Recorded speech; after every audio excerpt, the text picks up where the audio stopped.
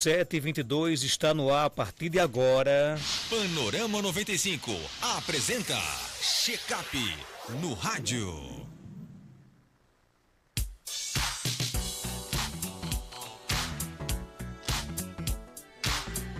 Check-up no rádio com o médico geriatra Belísio Neto. Doutor Belísio, seja bem-vindo aqui ao nosso Panorama 95. Bom dia. Bom dia, Marcos. Bom dia, Geraldo. Bom dia a todos os nossos queridos ouvintes da 95 FM. Uma alegria imensa, mais uma terça-feira, participar aqui do quadro Check-up no rádio, com temas relevantes na saúde do idoso. A gente está vivendo aqui o Setembro Amarelo, né? E também estamos vivendo o Setembro Lilás, né? Que é o mês mundial de conscientização sobre o Alzheimer. Que esse ano tem o tema Pergunte sobre o Alzheimer, né, doutor Belísio? O que é o Alzheimer e como é que ele se difere de outras formas de demência? Setembro Lilás, como a gente já vem aqui, eu acho que é o o quinto ano que a gente promove esse setembro falando só sobre o Alzheimer, né? É uma campanha mundial, né? O mês de conscientização mundial sobre a demência de Alzheimer, e esse ano ela tenta falar sobre a psicoeducação familiar, essa questão de perguntas sobre o Alzheimer, esclarecer a população sobre as dúvidas, sobre o que é a doença, sobre as formas de tratamento, se é que essa doença realmente tem tratamentos, tem como prevenir. Então é um ano que o Alzheimer Association ele se propõe a exatamente dialogar, a população dialogar sobre a doença. E nesse sentido, nada melhor do que a gente começar falando do que é a doença, né? Aqui a gente já fez vários programas falando sobre a doença, mas como a audiência é rotativa, como a gente sabe que as pessoas tendem a reforçar quando a gente fala mais de uma vez, tendem a reforçar na memória. Quando a gente fala mais de uma vez, a doença de Alzheimer, ela é, na verdade, um tipo de demência, né?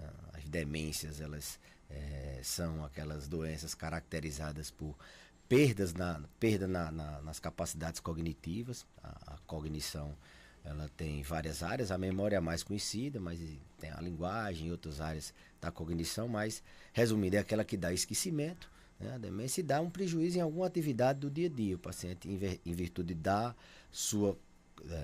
do seu comprometimento na cognição, na memória ou outras áreas, ele não consegue mais realizar o que antes ele realizava. Ele tem prejuízo, por exemplo, de fazer compras, ele não consegue, por exemplo, usar um telefone, ele tem, mesmo que seja discreto, mas já precisa que alguém faça por ele. Então, é essa junção de esquecimento, perda de cognição com prejuízo em alguma atividade do dia a dia. E as demências, elas existem de vários tipos, de várias causas, assim, vamos dizer. Existem desde demências mais simples eu diria de reversíveis, uma alteração na tireoide, uma alteração na vitamina B12, uma hidrocefalia de pressão normal, que é aquele excesso de líquido não drenado dentro do cérebro. Elas são demências que a gente pode fazer intervenções e elas serem reversíveis. Nem toda demência é Alzheimer. Existem as demências vasculares, aquelas ocasionadas por alterações na circulação dentro do cérebro, seja por um pequeno AVC, microinfarto ou um pequeno sangramento dentro do cérebro que comprometa a cognição e dê prejuízo nas atividades do dia a dia. Várias outras demências, Parkinson, demência psicopúrgica de Lewy, mas a mais comum, a que tem uma prevalência maior, cerca de 60% a 70% das demências são do tipo Alzheimer, que é a demência mais conhecida e que se caracteriza por uma perda nas funções cognitivas, principalmente a memória, de maneira insidiosa, ou seja, aquela pessoa que vai perdendo ao longo dos meses, anos. A família vai notando que ela começa a não ter aquele mesmo senso de cronologia das coisas, uma coisa que aconteceu há muitos anos, eles acham que aconteceu há pouco tempo, ele tem essa desorientação temporal, não reconhece às vezes um caminho que ele antes fazia e agora não, ele se perde na rua. Tem uma característica muito marcante dele esquecer o que foi comentado, o que foi falado, e aí ele repete o mesmo assunto, repete a mesma pergunta. Classicamente, as pessoas percebem que ele deixa fogão aceso, torneira ligada, esquece que se alimentou e quer se alimentar novamente. Então, é uma doença que tem esses sintomas, principalmente na área da memória, ou na área, em alguma outra área, por exemplo, na linguagem, ele sabe o que é um determinado objeto, mas ele não sabe, ele não consegue dizer aquela palavra, aquele objeto, nomear aquele objeto. Ele perde um pouco a capacidade de planejamento, de execução das coisas.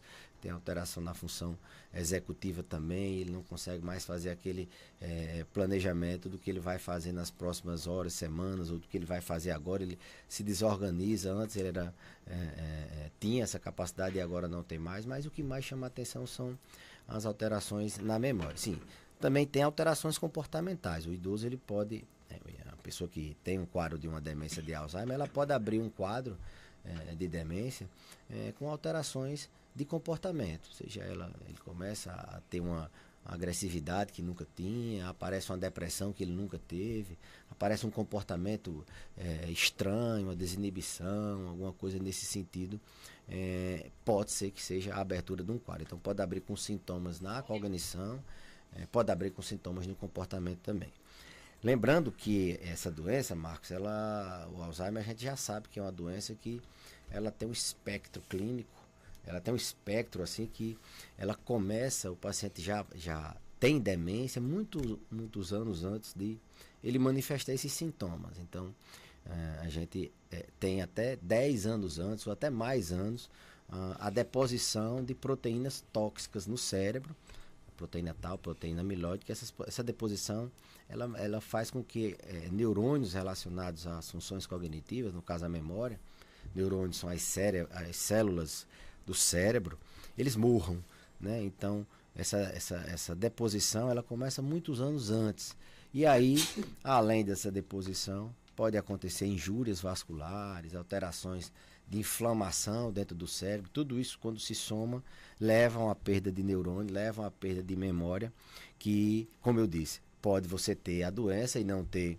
ainda manifestado sintomas, e pode abrir o quadro quando a doença vem manifestar, e aí a gente chama a demência na fase clínica, né? Enquanto não tem sintomas, ele só tem genética, marcadores genéticos, ele só tem essa deposição da proteína tal, proteína beta-amiloide, ela faz pré-clínica. Então você pode ter demência sem ter nenhum sintoma, demência de Alzheimer no caso. Quando você abre os sintomas é a fase clínica, né? É quando você, como eu falei, começa a esquecer, começa a ter prejuízos no seu dia a dia. Então, demência e Alzheimer, você também perguntou no final. Demência Alzheimer é a demência, é o tipo de demência mais comum. Já tem perguntas aqui no nosso WhatsApp, mas antes de contemplar aqui os nossos ouvintes, né, com as perguntas através do nosso WhatsApp 992053030, é fácil você identificar, por exemplo, o Alzheimer? Quais são os principais sintomas iniciais e sinais de alerta? Bom que já tem a pergunta, né? Que o tema é exatamente perguntas sobre o Alzheimer. Então, os ouvintes mandem perguntas mesmo. Então, se é fácil, Marcos, eu diria que se a família estiver atenta, se a população aumentar o nível de conhecimento sobre a doença, pode se tornar fácil. Mas a doença de Alzheimer, a demência na doença de Alzheimer, ela é mais sutil. Como eu disse, na maioria das vezes ela começa aos pouquinhos, com falhas que às vezes a família acha até que é do envelhecimento. Não, isso ele está ficando, já tem 70 e poucos anos, 80 anos, e talvez isso seja do esquecimento. Tem a questão também da negação. As famílias inconscientemente não querem que o pai esteja com Alzheimer, com a mãe esteja com Alzheimer, eles levam isso, não, vamos ver se melhora, vamos ver se isso não é, e a coisa vai se tornando, é uma doença neurodegenerativa, progressiva, vai morrendo neurônio, a tendência é piorar. Então, o início da doença pode ser muito sutil, às vezes nem abre com alterações de memória, como eu falei, abre com alterações de comportamento, uma depressão que nunca teve, uma alteração no comportamento, uma agressividade, uma inquietação que ele nunca teve, mesmo ainda tendo uma cognição relativamente preservada. Então, pode ser mais difícil bem no início, a visualização, a percepção da família, por causa dessas questões que são intrínsecas ao ser humano, de não querer, de não aceitar bem, ninguém quer que, não, vamos ver se não dá uma melhorada, será que não é da idade, será que, vamos ver aqui se foi esses dias, não, já faz tempo que ele é assim, mas a gente não pode menosprezar, como eu disse. O final da história é complicado. Quem tem um paciente com a demência de Alzheimer sabe que vai progredir para sintomas comportamentais. Mais de 90%, 95% dos pacientes que têm a demência de Alzheimer, eles passam por sintomas comportamentais. Seja agressividade, seja inquietação, fugir de casa, querer bater no cuidador, não dormir, ficar desinibido, ou ficar apático, sem nenhuma emoção. Então, cuidar no início, perceber os sintomas, conversar, dialogar, essa que é a questão, é muito importante. Lógico que para o profissional, que é especialista na área, ele percebe numa conversa, numa entrevista, ele percebe, ele detecta, ele faz testes relacionados à memória, ele pede exames e ele consegue sim fechar com uma certa, assim, não diria facilidade, mas com um grau de assertividade bastante importante, um grau de assertividade bem aceitável, o diagnóstico. Mas para a família perceber, talvez não seja, principalmente dos sintomas, quando está quebrando tudo, quando não está mais sabendo quem são os familiares, não conhece mais as pessoas próximas, quando repete o assunto várias vezes, a mesma coisa, não consegue mais fazer uma compra, um cálculo, aí todo mundo já, qualquer um percebe. Mas o ideal não. O impacto, o benefício do tratamento é principalmente nesse começo. É onde a gente tem mais armas para poder evitar dessa doença progredir, e é onde hoje, em outros programas a gente vai falar do tratamento, mas é onde hoje a gente tem as armas mais eficazes, inclusive com novos tratamentos para a doença de Alzheimer.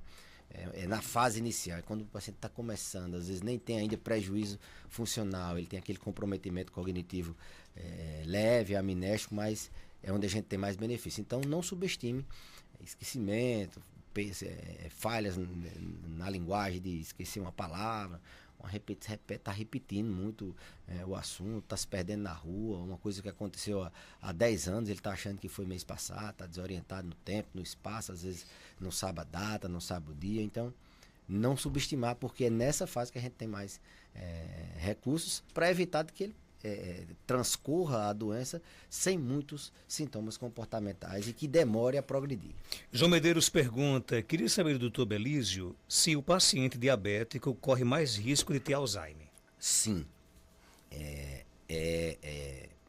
Existem 14 fatores de riscos assim, modificáveis, preveníveis. A gente hoje a gente sabe que a doença de Alzheimer ela tem idade, que aumenta o risco, ela tem a genética, se você tiver a genética aumenta o risco, mas metade do risco é por fatores modificáveis. Um deles é o diabetes. Então, quem é diabético, ele tem um fator de risco maior. Quem não é diabético tem menor. Agora, se é um diabético que controla o diabetes, os níveis de glicemia se tornam iguais aos níveis de glicemia de uma pessoa, o nível de açúcar no sangue, né? Simplificando, torna igual de uma pessoa que não é diabética, mas é um fator de risco. Então, assim, controlar o diabetes você já tira esse risco, mas existem vários outros fatores de risco. Deficiência visual, não enxergar bem, aumenta o risco de Alzheimer. Não escutar bem aumenta o risco de Alzheimer. Colesterol alto aumenta o risco de Alzheimer. Tabagismo, alcoolismo, hipertensão não controlada, sedentarismo, transtornos do sono aumentam, depressão, ansiedade, são fatores de risco. São 14, né, que são modificáveis. O ano passado, inclusive, a campanha do Setembro Lilás, o tema foi é possível prevenir, né? Então, a gente focou muito nessa questão de controle dos fatores de risco. Se a gente for prestar atenção, a maioria deles são fatores de risco que protegem o coração também. Fazer exercício, ter uma dieta saudável, evitar álcool, cigarro, então, se você proteger seu coração, já está protegendo também seu cérebro. Mas, além disso, você tem que corrigir os déficits visuais, aquelas pessoas que subestimam o déficit auditivo. Não, é pouquinho a perda auditiva, mas os pacientes que têm perda auditiva, eles têm um aumento. É o principal fator de risco, fora a escolaridade, é o fator de risco que mais impacta no risco de evoluir para a demência, é a audição. Então, tratar a audição é diminuir o risco de doença de Alzheimer. E esses pacientes evoluem de uma maneira bem mais agressiva do que outras pessoas. Então, sim, diabetes é um fator de risco. E controlar o diabetes, você consegue reverter esse fator de risco. Tenho 49 anos e estou esquecendo facilmente as coisas. Será que já é começo de Alzheimer? Pois o meu pai tem Alzheimer e eu, às vezes, esqueço nomes de conhecidos. Olha, esquecimento, na verdade, Marcos, é uma das principais queixas nos consultórios em geral, na atenção básica. A pessoa está esquecendo. Se você for perguntar a qualquer pessoa, todo mundo tem um esquecimentozinho. Só que tem algumas pessoas que esse esquecimento ela atrapalha a vida dela. Não conhecer uma pessoa próxima é muito constrangedor, não lembrar. O que é que as pessoas, principalmente nessa faixa etária mais jovem, é raríssimo demência precoce. Raríssimo não, é raro demais demência precoce. Em torno de 50 anos, existem outras demência de Alzheimer precoce que é raro, né? Mas existem outras demências que são mais prevalentes em faixas etárias mais novas, como por exemplo a demência frontotemporal. Mas na grande maioria das vezes, na esmagadora maioria das vezes, esquecimento em jovem ali entre 40, 50 até 60 anos, é por outras etiologias. A principal delas são as doenças, os transtornos que atrapalham a concentração, né? Transtorno de ansiedade é uma causa clássica da pessoa não lembrar, de ter esquecimento quando é mais novo. Ela está saltando o pensamento, ela está toda hora pensando no amanhã, no daqui a pouco, nas próximas horas, e esquece de focar o pensamento, a atenção concentrada ali no presente. Então ele tem dificuldade de reter, de sedimentar aquela memória. Se você faz uma coisa de cada vez, você vai lembrar mais. Então, tá ligado o celular, tá prestando atenção em outra coisa, escrevendo outra e pensando em várias coisas ao mesmo tempo. Então, o transtorno de ansiedade é nessa faixa etária talvez a causa mais prevalente de esquecimento. E lembrando que transtornos de humor são fatores de risco, então, para a demência. Provavelmente não é o demência nessa faixa etária, mas se não tratar, vai virar demência. Então, ver se não tem nenhum transtorno ansioso, depressivo. Será que essa pessoa não está tomando um remédio que causa esquecimento? Os medicamentos de tarja vermelha, de receita azul, tarja preta, na verdade, receita azul, eles dão esquecimento. Remédios para epilepsia, eles dão um certo esquecimento. Não dormir bem, transtornos do sono, insônia, apneia do sono também faz com que você não retenha bem a memória e você possa sofrer com esquecimento no outro dia. Noite mal dormida de sono, ela deixa a memória mais lenta, mais dificultosa para lembrar. Depressão também lentifica o pensamento, o paciente tem mais esquecimentos. Então, em adulto jovem, a gente tem que investigar outras causas, como eu falei agora, mas se não tratadas nessa fase, e principalmente ela que tem uma genética, ela sim, quando ela ficar mais velha, ela tem um risco maior de ter a demência de Alzheimer. Tem perguntas no nosso WhatsApp. Bom dia. Bom dia, Marcos Dantas. Bom dia, doutor Belísio. Eu gostaria de saber se é mito, se é verdade ou se é mito. Aqueles joguinhos de caça-palavras, a gente fazer, exercitar o cérebro, né? Diminui consideravelmente uma demência ou um Alzheimer. Bom dia. É mito ou é verdade? Olha que pergunta interessante. estimulação, o principal fator de risco modificável é o nível de escolaridade.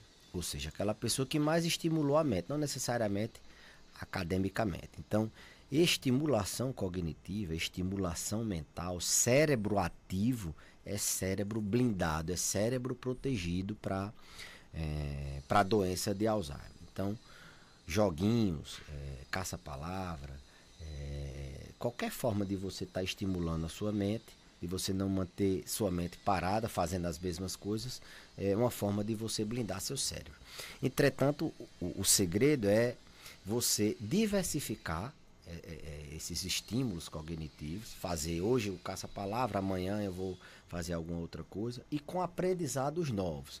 Você vai fazer neuroplasticidade, você vai diminuir a velocidade com que esses neurônios morram, e na verdade você vai melhorar a sua capacidade, a sua reserva cognitiva. Aquela reserva, aquela poupança que você vai ter guardado para poder, quando chegar mais, quando ficar mais velho, a memória querer falar, você falhar, você vai ter essa reserva mental. Então, sim, estimular a mente, cérebro ativo, principalmente com atividades diversificadas, não ficar só no joguinho, no caça-palavra, mas aprender alguma coisa nova, um caminho novo, uma forma de fazer alguma coisa que você já faz de forma diferente, uma receita nova, aprender, fazer um curso novo, se a pessoa já tem um nível de escolaridade, ou se não tem, tentar aprender a se alfabetizar, se reinventar, de forma que ela tenha estimulação em áreas diferentes, ou seja, diversificadas, e com aprendizados novos. Isso é o que a literatura recomenda. Inclusive, nas fases iniciais, a gente foca muito nessa psicoestimulação. E aí a gente já, na verdade, quando o paciente já tem uma suspeita, já tem um déficit cognitivo leve, a gente já recomenda uma neuropsicoestimulação formal, com terapeuta ocupacional, com neuropsicólogo, com psicopedagogo, para que ele estruture quais são as áreas que devem ser estimuladas, planeje e faça uma estimulação cognitiva formal. Então, sim, é uma forma de você blindar seu cérebro, é você manter a mente ativa com aprendizados novos e diversificados. Tem mais perguntas? Bom dia. Bom dia, Marcos. Eu gostaria de saber se pessoas que têm a mente ativa, que não para, que sempre fica fazendo uma coisa e outra, pensamento de terapia ocupacional na arte, tem tendência a ter Alzheimer. E aí, doutor Belício? Olha, a gente falou daquela pessoa que não tem uma atividade mental, uma estimulação mental tão boa, aquela pessoa que faz sempre a mesma coisa, acorda, faz a comida, geralmente as mulheres aqui do sertão, faz a comida, cuida da casa, almoça, dá o cochilo depois do almoço, aí faz mais alguma coisa, assiste a novela, todo dia essa mesma rotina, ela não está estimulando áreas novas, né? Então ela tem que incrementar na rotina dela aprendizado novo. Pode ser o caça-palavra, pode ser um aplicativo que tenha no celular e você possa estimular ali algum aprendizado novo, um curso. Então, essa pessoa que tem pouca atividade mental. Aí, por outro lado, tem aquelas pessoas que são sobrecarregadas de atividades mentais, e aí não é mais áreas mentais, não é mais saudável, torna-se uma sobrecarga, torna-se um transtorno, torna-se um estresse, né? Então, aquelas pessoas que têm diversas atividades, não conseguem parar, toda hora com o pensamento acelerado, aí não, essa pessoa, pelo contrário, ela vai ter problema, ela vai cair provavelmente no diagnóstico de um transtorno de ansiedade, e isso tem que ser controlado. Então, tem que ser aquela estimulação mental que traga prazer, que seja programada, que seja planejada, né? Não é aquela coisa de você ter 1000 funções e tentar resolver tudo ao mesmo tempo, não. E principalmente ter aprendizados novos, né? Não sei se a pergunta foi essa, se ela é aquela pessoa que quer que tem uma mente super ativa demais, se isso não faz mal. se causar estresse, se estiver trazendo angústia, se for alguma coisa que esteja prejudicando a vida dela, sim, traz problema, porque aí entra no diagnóstico de um transtorno do humor, provavelmente um transtorno ansioso ou alguma coisa do gênero. Tem que estimular a mente, cérebro ativo, mas de maneira saudável. Tem mais perguntas? Bom dia. Bom dia, Marcos Dantas. Bom dia, doutor Belísio. Me diga uma coisa. Um idoso já com mais de 70 anos começa a esquecer o nome das pessoas. Demora a lembrar. Aí quando lembra, aí fica na memória uns dias, mas depois esquece de novo. Qual é o profissional que deve procurar? Um geriatra ou um médico neurologista para diagnosticar os sintomas de Alzheimer ou demência? E Doutor Belísio? Essa pessoa com 70 anos já tem uma faixa etária, assim, que a gente pode dizer que é uma faixa etária que tem que se preocupar com qualquer que seja o esquecimento. O que a gente tem que observar é se esse esquecimento é um esquecimento que está acontecendo, está piorando agora. Não tinha esse esquecimento. Porque o que é que acontece? Às vezes as famílias elas se tornam grandes demais e os idosos têm que lembrar de muita gente. Ele conheceu muita gente durante a vida e é natural aqui ele esqueceu o nome de uma pessoa que faz tempo que ele não vê. Mas são pessoas próximas, pessoas que ele lembra e depois esquece o nome. Qualquer esquecimento tem que ser investigado, né?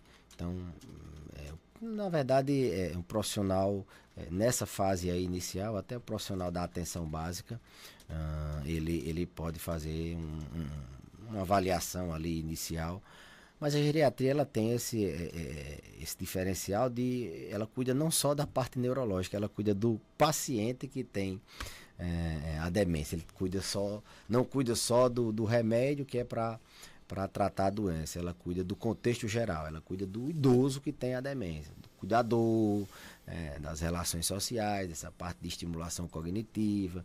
Se é um paciente que toma faz algum tratamento para alguma doença, ele tem essa capacidade de gerenciar. Então, eu vou falar da minha especialidade. Logicamente que é uma doença neurológica, que é uma doença que a psiquiatria também tem interface com a gente, a medicina de família também, a medicina de família e comunidade, o clínico também cuida disso, mas a expertise de algumas especialidades, elas são realmente fazem diferença para cuidar principalmente do idoso com demência, né? Não é só da pessoa da doença, não. A gente não cuida só do Alzheimer, a gente cuida da pessoa que tem Alzheimer. Eu puxei a sardinha um pouquinho para o meu lado, mas para as pessoas entenderem, é uma doença da mente, de neurônio, mas é uma doença do paciente também. A gente coloca nesse ciclo cuidador, coloca nesse ciclo também outras variáveis. Doutor Belísio, obrigado pela sua participação. Algo mais a acrescentar, pode ficar à vontade. Marcos, só lembrar que esse mês, a gente, mais um ano, vamos fazer aquela semana do Alzheimer, em parceria com a Universidade Federal do Rio Grande do Norte, da Liga de Geriatria, em parceria com provavelmente a Secretaria Municipal de Saúde, está chegando o presidente da Câmara, quem sabe a gente não consiga uma parceria também com a Câmara Municipal. Vai conseguir agora. Vamos ver também com algumas outras secretarias de assistência social e assim por diante. Mas pelo 4º ano a gente vai fazer aquela semana, e dentro dessa semana a gente vai fazer um curso de cuidadores, que é o mais procurado. A gente vai ter um momento para profissionais médicos, um momento que a gente vai trazer inclusive um palestrante de fora, o doutor Juliano. Vai ser a jornada do Alzheimer nesse momento. Médico, estudante de medicina, vai ter um momento para os cuidadores, vai ter um momento na ilha, com uma caminhada, com lanche, com exercícios físicos. Vai ter um momento lá no abrigo de idosos, onde a gente vai fazer uma campanha, arrecadar produtos de limpeza e fazer um momento de visita mesmo formal com os alunos de medicina. Então, quem quiser mais informações, ano passado esgotou rápido o curso de cuidador, então é bom as pessoas ficarem atentas ao Instagram. Meu Instagram eu estou sempre publicando, mas é o Instagram da Lagernes, Lagerne, RN, Lagerne, que é a nossa liga de geriatria, que é por lá que a gente faz essas inscrições. É uma liga dos estudantes de medicina, do curso de medicina daqui da MCM, da Universidade Federal do Rio Grande do Norte. O telefone hoje eu ainda não tenho, mas a gente vai abrir também um telefone. Mas, por enquanto, pelo Instagram, dá para começar a pensar a se inscrever. Muito bem, 7h52, já a gente volta.